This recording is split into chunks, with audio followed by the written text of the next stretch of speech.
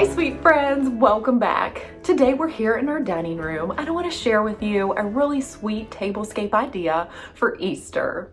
Now we'll start off first with a centerpiece that is a resurrection garden. It will be the focal point of the entire table since it is the true meaning for Easter and why I celebrate, and that is that Jesus is risen, he has conquered all, and just like the popular song that's one of my favorites says that we are fighting a battle that's already been won.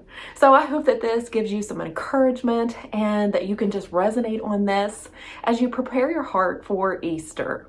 If you are new, hi, my name is Amy and welcome here. I hope that you enjoy your time here.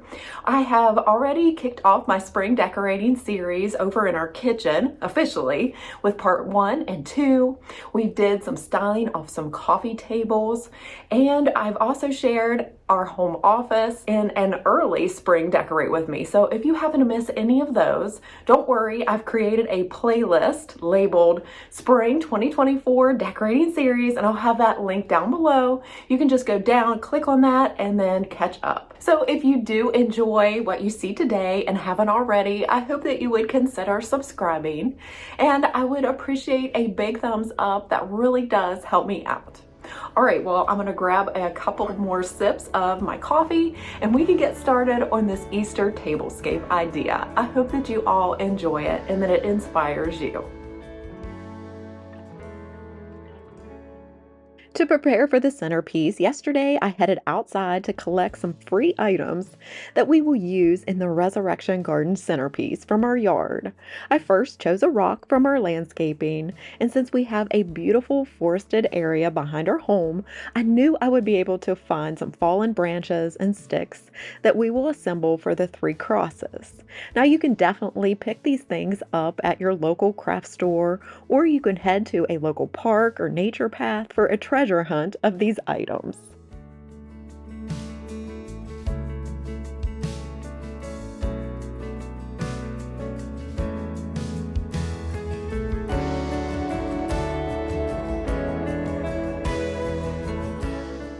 After I gathered all of my free supplies and played a quick game of fetch with Nyla, I took some garden pruners and cut the ends of 3 sticks to an approximate length of probably 10 to 12 inches, making sure to clip off any protrusions so that the branch was nice and straight. I did the same thing with 3 smaller branches, cutting them to about maybe a third of the longer sticks. Since these were going on the table and in the centerpiece, I wanted to make sure to clean and disinfect them.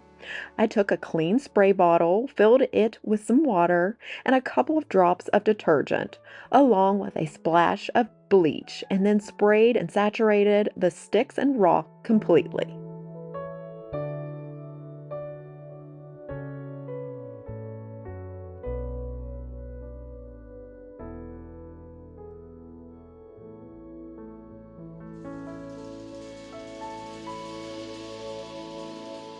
To make the Resurrection Garden, here is all the materials that you will need. So we'll first start here. Of course, here are the sticks that we will make the cross with. I have some twine. I also, if you notice, switched out the rock. I needed a little bit bigger one, since I am going to be using this little planter for the tomb. But as far as this planter, it is a 4.5 to 4 inch in diameter. I think that works the best. Coming over here is the planter that we'll use to create the whole table centerpiece. I love this one. It has that fluted design, super popular. It's in the Better Homes and Garden line. It is the largest one. I do have some moss here, and this also came from Walmart. And then here are the plants that I got from Lowe's. Now this one here I think is so pretty. I love the leaves on it. It's variegated, and this is called a gold crest false whatever. I don't know how to pronounce that, but I think that will look really beautiful in the garden. And then This is some type of ivy. I think it's called Royal Hustler Ivy. And both of these need medium to bright light, which will work perfectly here in the dining room. And I'm excited to have some house plants and hopefully I can keep them alive. And then here in this bucket, I have some potting soil to go inside of this planter to create the resurrection garden. And so I'm super excited to get started putting this together. When I was lost and hopeless, when I was at my worst, it's grace that you extended that I did not deserve. I am so amazed by all you have done. I cannot explain the depth of your love. Limits can't contain the heart of you, God. I'm amazed at the depth of your love. Now that the plants are all into place, it's time to nestle in the smaller planter. Allow the front edge to go beneath the dirt, creating a more cave-like appearance. This will act as the empty tomb. Next, place a rock to the side, showcasing that the stone was rolled away. I am so amazed by all you have done.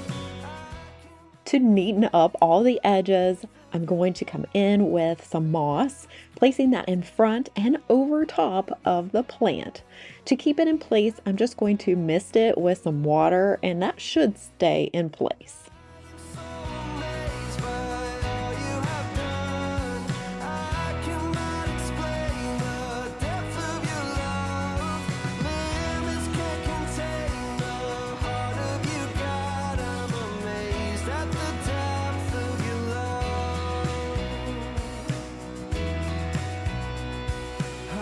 Hallelujah. Love is made a way. Next, I'm going to assemble the 3 crosses, and I'm going to attach the 2 sticks with some hot glue.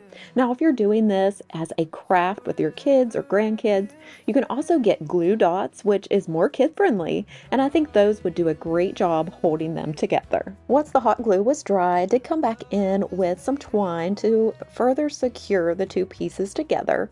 And I just wrapped that around in an X pattern, tying it in a knot behind and securing it again with some hot glue. I'm amazed at the depth of your love. Yeah. All right, and here is how it turned out. I absolutely love the Resurrection Garden centerpiece.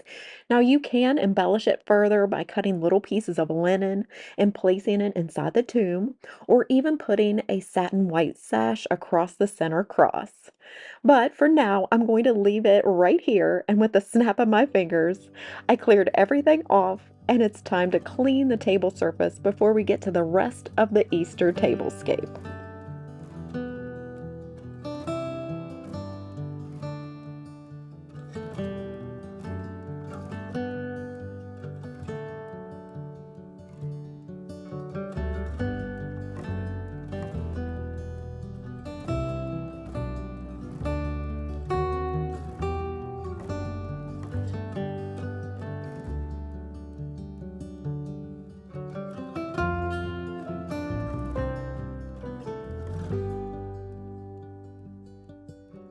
To the center of the table, I'm bringing in a table runner that I found from Target. I really love the neutral colors, and I think it just blends perfectly with that moody look that I'm going for without being too dark. Also, you may notice many designers swap out their heavier plaids for stripes, moving into the warmer months. So this stripe pattern is a great addition to my spring tablescape. Now to add texture, I'm coming in with these woven placemats. I just love all the details, and just look at the color. It contrasts really nicely with the table surface, which draws your attention immediately.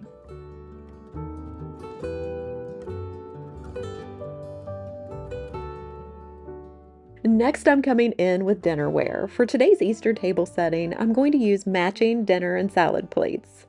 I just recently purchased the stoneware set from Hobby Lobby and I really love them. They are simple and neutral, yet they create interest within the design. For example, they have this added detail of small dark brown speckles across the surface, and then along its edges, they are embellished with a beautiful brown feathered edge.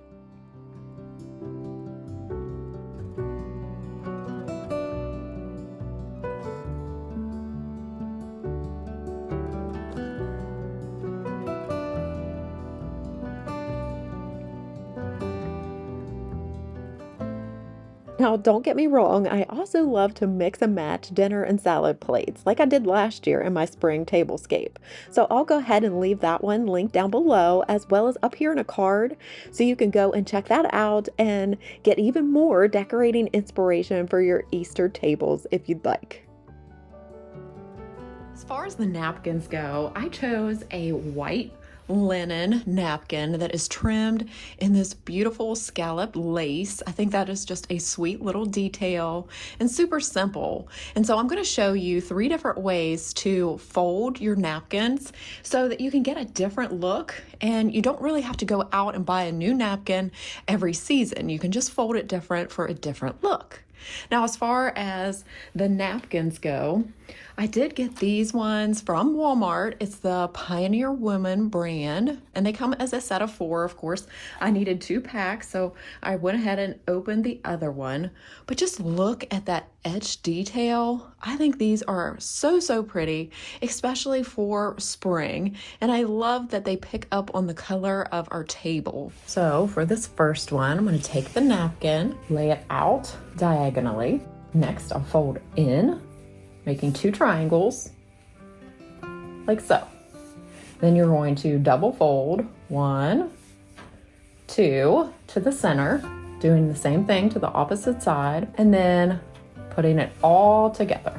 Then you're just going to rotate it around, making sure that they are even. And then you're going to grab your napkin holder and then thread that up through. And so that is your first example. Now for the second one, you're going to grab a napkin. This time you're going to open it up to a square and you are going to fold it like a rectangle. Then you will fold it down again and then once again. Next, you will thread through your napkin holder, do some adjusting, and there you have it. All right, so the final one, you take your napkin and you're going to place it like a square on the table. Then you begin to fold up and then again. Now, if you have lace detail, you'll want to flip that like this. And then you will fold in and then fold in and then all together towards the center. And then you're going to grab your napkin holder and then thread that up through. And then you will turn it over like so. So once again, here are all 3. I'd love to hear which one is your favorite. So as far as today's Easter Tablescape goes, number 3, or the option number 3, was just calling my name. So we're going with that one.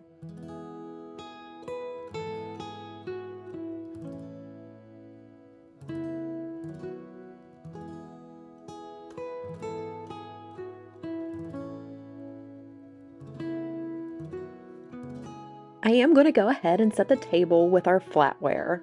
This is one of my favorites that I found from Hobby Lobby during the fall. I love that the handles have a hammered texture, and of course they are copper, and if you've been here a while, you know my heart. Copper and antique gold pieces, I just can't seem to pass them up. Next, I'm coming in with these beautiful goblets that again were from Hobby Lobby, so very budget friendly. I love all the details and that they just sparkle in the light. So although they are very neutral, it's super important to find pieces that are still going to attract your attention. So if you're not adding color, you still want a lot of texture and movement within all of your arrangements.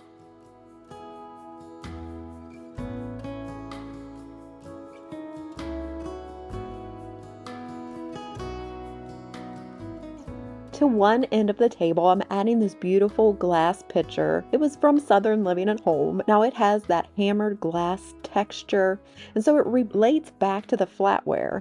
Repeating elements like these really helps to tie the whole look together. Then I added a couple of functional pieces, the salt and pepper shakers, and then to add just a little more touch of spring, I'm coming in with these adorable little rabbits that came from Hobby Lobby.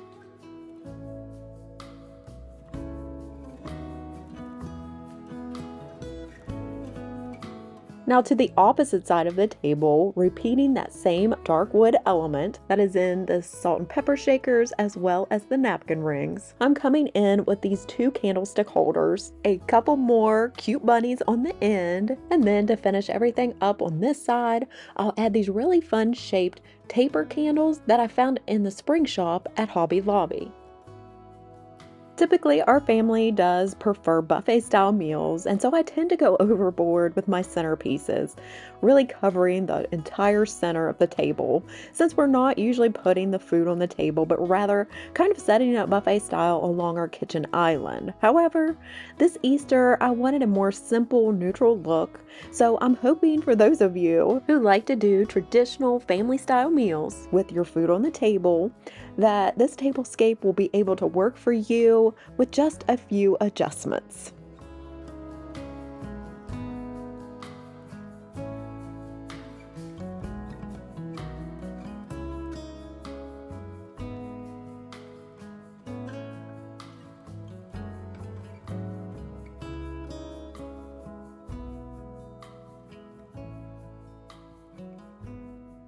Alright, sweet friends, that wraps up today's video. I hope that you enjoyed seeing my Easter tablescape idea. Let me know what you thought and if you do plan to recreate this look for your Easter tables. If you are new and haven't subscribed yet and enjoyed what you saw, go ahead, hit that little subscribe button down below. It's totally free and you can join me as I continue decorating our home for spring. As always, go ahead, give me a big thumbs up. That helps me out. Maybe even share it over on your socials. Now, before we go, I love to turn to God's Word as we end our time together. Today, I'll be reading from Isaiah chapter 53, verse 5. But he was pierced for our transgressions.